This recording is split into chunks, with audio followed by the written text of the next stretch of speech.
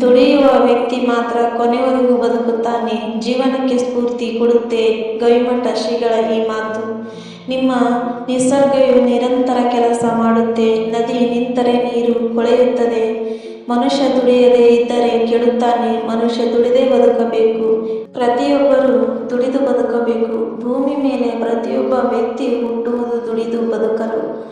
ದುಡಿಯುವ ವ್ಯಕ್ತಿ ಕೊನೆಯವರೆಗೂ ಬದುಕುತ್ತಾನೆ ಎಂದು ಕೊಪ್ಪಳದಲ್ಲಿ ಶ್ರೀ ಗವಿಸಿದ್ದೇಶ್ವರ ಸ್ವಾಮಿಗಳು ಹೇಳಿದ್ದಾರೆ.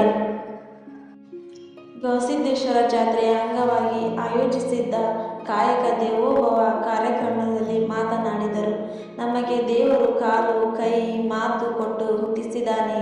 ಕಾಲು ಕೈ ಇಲ್ಲದಿರುವವರನ್ನು ಹುಟ್ಟಿಸಿದ್ದಾನೆ. ಆದರೆ ಹೊಟ್ಟೆ ಇಲ್ಲದವರನ್ನು ಹುಟ್ಟಿಸಿಲ್ಲ. ಹೊಟ್ಟೆ ತುಂಬಿಸಿಕೊಳ್ಳಲು ನಾವೆಲ್ಲ ದುಡಿಯಲೇಬೇಕು ಎಂದು ಶ್ರೀ ಗವಿಸಿದ್ದೇಶ್ವರ ಸ್ವಾಮಿಗಳು ಸ್ಫೂರ್ತಿಯ ಮಾತನಾಡಿದರು.